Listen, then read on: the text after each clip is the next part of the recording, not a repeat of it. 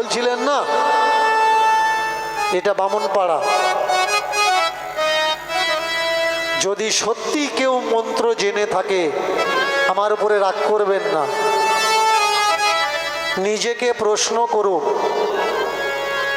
যারা ঠাকুর তুলেছে তাদের নামে কোনো মন্ত্র নেই, আপনারা আপনাদের নামে মন্ত্র বলে ঠাকুরের পায়ে জল ফুল কেন দিচ্ছেন?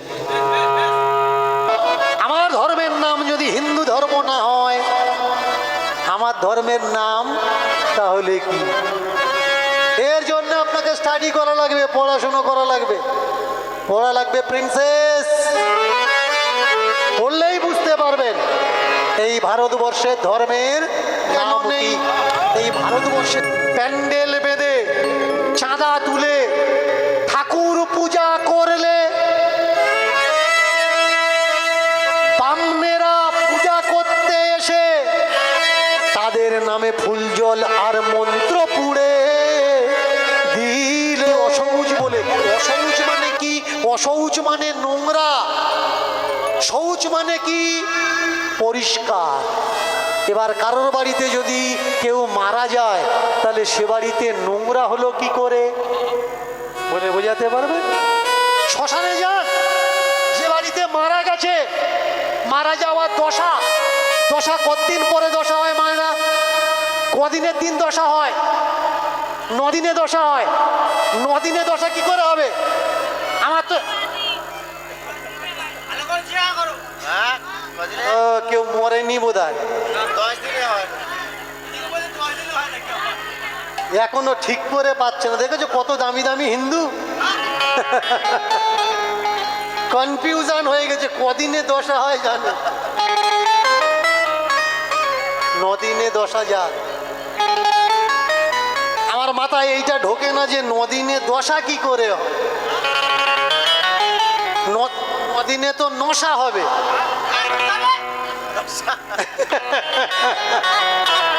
কি বলবো একটু? দেখেছো আমি বলতে চাই না, কি অনেকে বলে দীনকৃষ্ণ ঠাকুর বলে, আমি বলতে চাই না। নিচে থেকে এমন খোঁচা মারে বলো, টাইম হয়ে যাচ্ছে, কত বাজে কত, শুধু বলে পালা করছো, বলো বলো। শুনুন, বেশি বলবো না, একটুখানি বলি কেমন? এই যে 9 দিন 10 দিন, কদিন পরে গিয়ে আপনি জামা কাপড় কাচ্ছেন, 9 দিন পরে গিয়ে আপনি জামা কাপড় কাচ্ছেন, তার আগে আপনি বাড়িতে সার্ফ সাবান শ্যাম্পু ব্যবহার করতে পারবেন না। বলুন, মানুষ নোংরা হয়ে থাকলে মরে বেশি না পরিষ্কার পরিচ্ছন্ন থাকলে মরে বেশি? বলে বোঝাবেন। নোংরা হয়ে থাকলে মরবে না পরিষ্কার হয়ে থাকলে মরবে? নোংরা হয়ে থাকলে শরীরে রোগ ঢুকবে না পরিষ্কার পরিচ্ছন্ন হয়ে থাকলে শরীরে রোগ ঢুকবে? যারা বলছে 9 দিন পর্যন্ত কাচাকুচি করতে নেই, ওরা অপেক্ষা করে আছে যদি আবার যায়। এর ভেতরে আর একটা যায়, যাক, গেলি লাভ কাদের? লাভ তোমার নয়, আমার নয়। লাভের আশায় যারা বসে আছে ওরা অপেক্ষা করে আছে। এর জন্যই তো তোমার নিয়ম বানিয়ে দিয়েছে, এ কদিন তুমি সাবান শ্যাম্পু ব্যবহার করতে পারবে না, মালসার ভাত খাবে। ভালো করে শুনুন, এই নিয়মগুলো যারা তৈরি করেছে ব্রাহ্মণিজম, আমাদের ভারতবর্ষের বুকে হিন্দু ধর্ম বলে কোনো ধর্ম নেই। একটা কীর্তনের আসরে দাঁড়িয়ে আমি চ্যালেঞ্জ করেছিলাম, যদি প্রমাণ দিতে পেরেছেন কোনো ধর্মশাস্ত্র গ্রন্থে হিন্দু শব্দ লেখা আছে, গীতায় কখনো ভগবান শ্রীকৃষ্ণ বলেছে আমি হিন্দুদের ভগবান, রামায়ণে রাম বলেছে আমি হিন্দু রাম, হিন্দুদের অবতার, বলেনি। শাস্ত্র, বেদ, পুরাণ আপনি দেখাতেই পারবেন না যে কোথাও হিন্দু শব্দটা লেখা আছে। তাহলে যেখানে হিন্দু শব্দ লেখা নেই, আমাদের ধর্মটা হিন্দু ধর্ম কি করে হয়? প্রশ্ন করতে হবে, প্রশ্ন করতে হবে। তাহলে এখন প্রশ্ন, আমার ধর্মের নাম যদি হিন্দু ধর্ম না হয়, ধর্মের নাম তাহলে কি?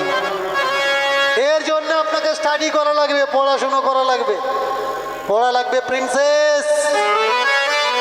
পড়লেই বুঝতে পারবেন এই ভারতবর্ষের ধর্মের নাম কি। এই ভারতবর্ষে যদি ইংরেজ না আসতো, এই ভারতবর্ষ কখনো চেঞ্জ হতো না। আজও পর্যন্ত বাবা সাহেব যদি এই ভারতে না জন্মাতেন, আর কলকাতাতে বাংলায় দাঁড়িয়ে যদি ভোটে না জিতে, সংসদে না যেতেন, আমাদের গলায় আজও পর্যন্ত ভাঁটটা বাঁধা থাকতো, কোমরে ঝাঁটাটা বেঁধে রাখতে হতো।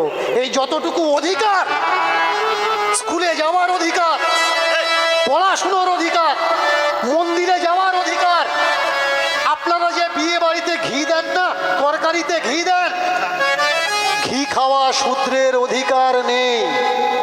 শূদ্র যদি ঘি খায় তাহলে ঘি টকবক করে ফুটবে, গরম ঘি শূদ্রের গালে আর কানে ঢেলে দিতে হবে। শঙ্কর ভাষ্য, ব্রহ্মসূত্র পড়ে নেবেন, আমি বলছি না। আপনি যে আজকের ঘি খাচ্ছেন, এই ঘি খাওয়ার অধিকারটা আপনাকে কে দিয়েছে? সংবিধান দিয়েছে। যারা বলছে হিন্দু রাষ্ট্র হোক, আগে বোঝা লাগবে হিন্দু রাষ্ট্র হলে লাভ কাদের আর ক্ষতি কাদের। যারা নাচছে হিন্দু রাষ্ট্র হোক, হিন্দু রাষ্ট্র হোক, হিন্দু রাষ্ট্র হলেই সংবিধান নষ্ট হবে, মনুস্মৃতি লাগু হবে। মুসলমান রাজ্য কায়েম হলে তারা কোন নিয়ম চালু করবে? শরিয়াতি নিয়ম, শরিয়াতি ল তারা পালন করে। তারা কোনো সংবিধান বা তারা কোনো মনুস্মৃতি পালন করে না। এবার বলুন, যারা বলছে হিন্দু ধর্ম প্রতিষ্ঠা হোক, হিন্দু ধর্ম প্রতিষ্ঠা হলে প্রশ্ন এই জায়গায়, আমাদের দেশে কোন লতে শাসন করা হবে? মনুস্মৃতিতে নাকি সংবিধানে? ভালো করে বুঝুন। আজকের সুপ্রিম কোর্টের জজ তার দিকে জুতো বাগিয়ে দিচ্ছে, যদিও নিন্দা করি, কিন্তু সুপ্রিম কোর্টের জজ চুপ করে আছে, জুতো মেরেছে, তাতে তার কোনো অসুবিধা নেই। বলুন তো, সুপ্রিম কোর্টের জজ তার দিকে জুতো মেরেছে, সে মেরেছে কেন? যারা বিচার চায় না, বিচার হয় না, আপনার মাথায় লাগে যে আপনি আপনার ন্যায় আর অন্যায় নিয়ে কোর্টে যখন যাবেন, আপনি সঠিক বিচার পাবেন। আগে বোঝা লাগবে এই দেশ কাদের দেশ। এই দেশ 7.5% মানুষের, নাকি এই দেশ বাকিটা 100% মানুষের? আগে বোঝা লাগবে যে ধর্মকে তুমি নিজের ধর্ম বলে মনে করছো, এই ধর্মটা কি তোমার ধর্ম? এই ধর্ম যদি তোমার ধর্ম হলো, তাহলে বলো দেখি ভাই, এই ধর্মে তোমার অধিকার কেন নেই? প্যান্ডেল বেঁধে চাঁদা তুলে ঠাকুর পূজা করলে, বামনেরা পূজা করতে এসে তাদের নামে ফুল জল আর মন্ত্র পুড়ে দিলে, নমো গো ব্রাহ্মণ্য দেবায়, নমো গো ব্রাহ্মণ্য হিতায় চ। মন্ত্রের ভিতরে কিন্তু শূদ্র বৈশ্য নেই, কি আছে? ব্রাহ্মণ্য। এতে সচন্দন পুষ্পে ব্রাহ্মণ্য দেবতায় ভ্যই নমো। আপনারা বলছিলেন না এটা বামনপাড়া। যদি সত্যি কেউ মন্ত্র জেনে থাকে, আমার উপরে রাগ করবেন না, নিজেকে প্রশ্ন করুন। যারা ঠাকুর তুলেছে তাদের নামে কোনো মন্ত্র নেই, আপনারা আপনাদের নামে মন্ত্র বলে ঠাকুরের পায়ে জল ফুল কেন দিচ্ছেন? জিজ্ঞাসা করবেন। আমি যদি ভুল বলে থাকি, আমার জামার কলার ধরে জিজ্ঞাসা করবেন, দীনকৃষ্ণ ঠাকুর আপনি ভুল বললেন, ব্রাহ্মণরা ব্রাহ্মণদের নামে মন্ত্র পড়ে না।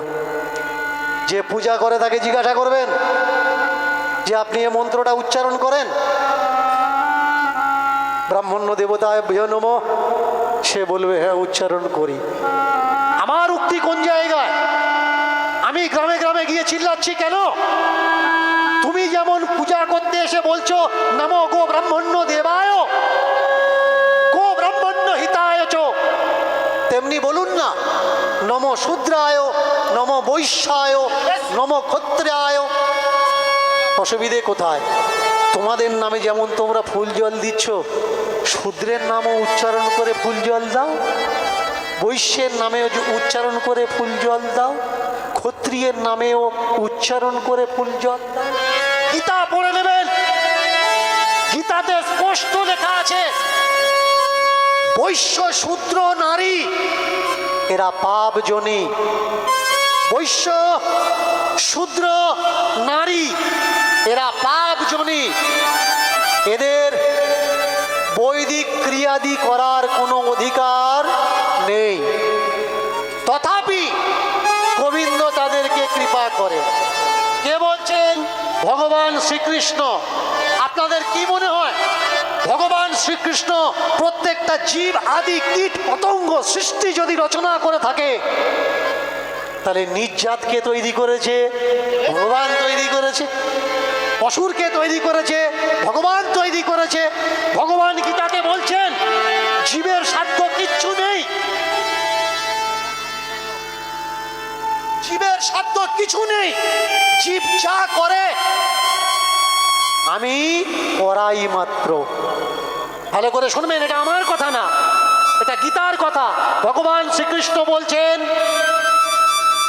দেখো অর্জুন, এরা আমার হাতের পুতুল, তুমি এদের মারছো না, আমি এদেরকে মেরে রেখেছি, তুমি উপলক্ষ মাত্র। গাছে পাতা হচ্ছে, এটা আমি পাতা ধরাই, গাতে ফুল ফুটছে আমি ফোটাই, আমার ইশারা বিনা এ সৃষ্টির কোনো ক্ষমতা নেই 1 ইঞ্চি সরে। তাহলে বলুন, কেউ যদি ভগবানের অপমান করছে,